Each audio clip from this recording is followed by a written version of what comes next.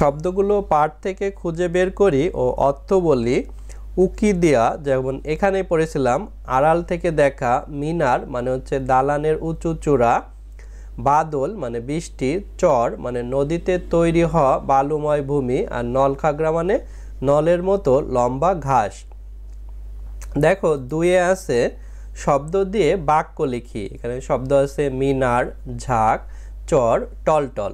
ক, নদীর জল ড্যাশ করছে, নদীর জল টলটল করছে। মসজিদের ড্যাশ থেকে ভেসে আসে আজানের ধ্বনি। মিনার। পানি কমে যায়, নদীতে ড্যাশ পড়েছে, চর পড়েছে। গাছের ডালে এক ড্যাশ পাখি বসে আছে, এক ঝাঁক। দেখো 3 নম্বরে আছে ডান পাশ থেকে শব্দ নিয়ে খালি জায়গা পূরণ করি। এখানে ডান পাশে শব্দ আছে নদীর পানি, সাদা বক, সকালের সূর্য, পাখিদের। তো ক, সুপারি গাছের সারির মধ্য দিয়ে উকি দেয় সকালের সূর্য। নদীর চরে ড্যাশ মেলা বসে, পাখিদের। টলটল করছে ড্যাশ নদীর পানি। ঘাড় বাঁকা করে এক পারে দাঁড়িয়ে আছে ড্যাশ সাদা বক। দেখো এখানে 4 নম্বরে আছে বিপরীত শব্দ জেনে নে। শব্দ আর বিপরীত শব্দ। গ্রাম এর বিপরীত শব্দ শহর। সাদা কালো, শীতল উষ্ণ, পরিষ্কার নোংরা, দূর নিকট, অল্প বেশি। দেখো 5 নম্বরে আছে সঠিক উত্তরটি বলি ও লিখি। তিথির গ্রামের নাম মধুপুর, অচিনপুর, শফিপুর, নাজিরপুর। তিথির গ্রামের নাম কিন্তু অচিনপুর।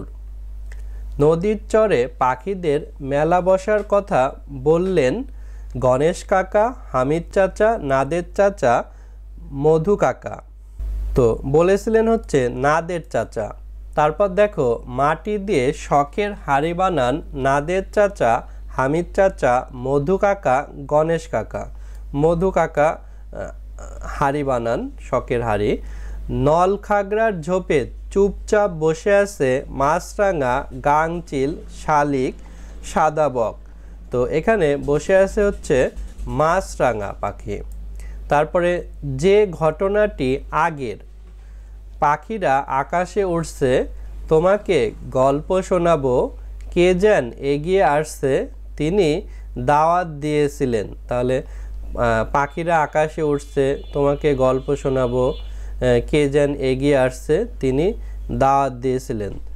তো এটি তোমরা গল্প ভালো করে পড়ে নিজেরা শিখে নিবে যে কোন ঘটনাটি আগে ঘটেছে। দেখো 6তে আছে বুঝেনি।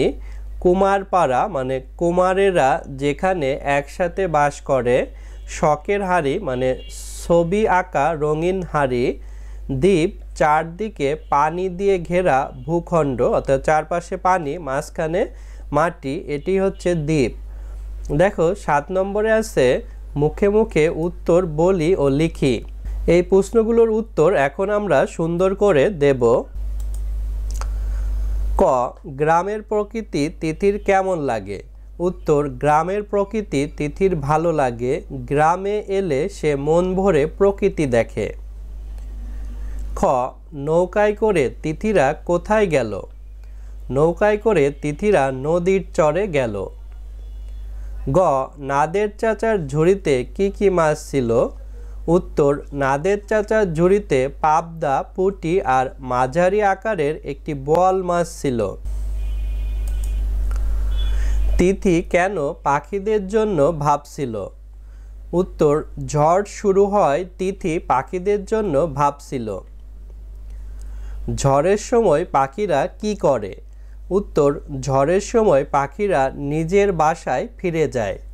বন্ধুরা দেখো এভাবে আমরা সবগুলো প্রশ্নের উত্তর দিয়েছি। তারপর দেখো এখানে আছে বিরাম চিহ্ন বসাই, অর্থাৎ দাড়ি, কমা, সেমিকোলন, বিস্ময়সূচক চিহ্ন এগুলো বসাতে হবে।